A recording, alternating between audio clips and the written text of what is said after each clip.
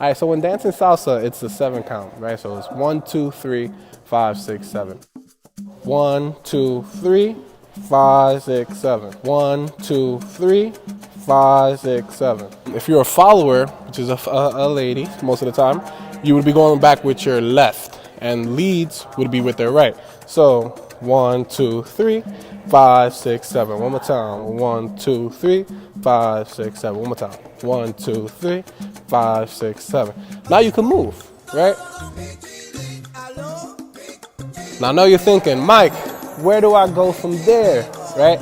So from there, you can go sideways. Now you want to mix it up a little bit.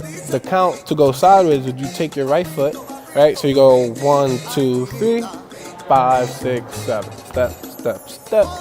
5, 6, 7. You never go into the next move without finishing the other, right? You gotta go 1, 2, 3, 5, 6, 7 side. 1, 2, 3, 5, 6, 7. If you rush into it, it's just gonna look sloppy, right? You're just gonna go 1, 2, 5, 6, 7. It's the count. The count is honestly the most important thing when learning.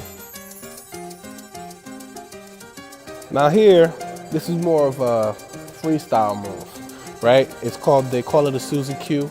You bring your left foot over your right and you kind of just shimmy to the side. So 1, 2, 3, 5, 6, 7.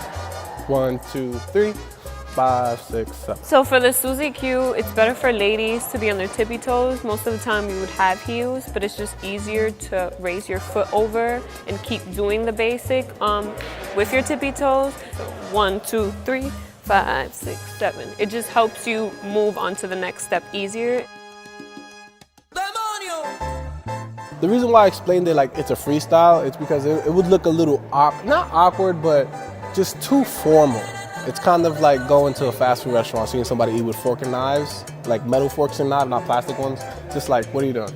This is known as a formal posture, and then 2 hand open is informal. So when you're in an informal posture, right, you could go 1, 2, 3, 5, 6, 7. 1, 2, 3, 5, 6, 7. So notice how I already let go of her. I'm doing it with 1 hand. I'm not even up here at all. If you were in a formal posture, it would be hard to actually do it because your legs would be like...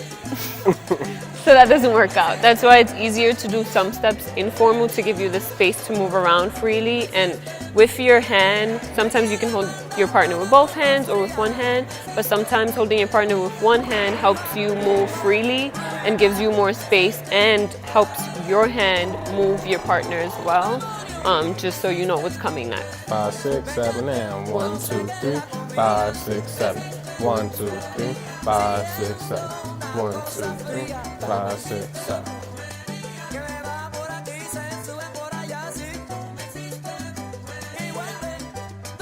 Right, so now after all that, now you've got your 3-punch salsa combo, right? Now you want to add that 4-piece combo because that's the kicker.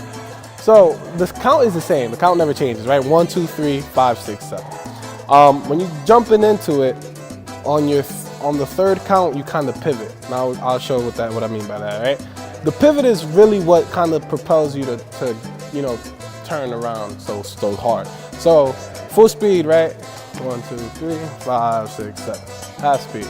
1, 2, 3, 5, 6, 7. 5, 6, 7, and 1, 2, 3, 5, 6, 7. So now when you're doing the partner work, your pivot more so turns as an outlier, as a foot that's just going out to help you create space for both of you guys so you guys can turn together. Now if you're gonna turn your partner, right, you can go, you ready? 1, 2, 3, 5, 6, 7. 1, 2, 3, 5, 6, 7. Always give her your middle finger when you turn her. She has more flexibility. Like just keep turning, right? More flexibility with my wrist. I'm just literally swirling a little.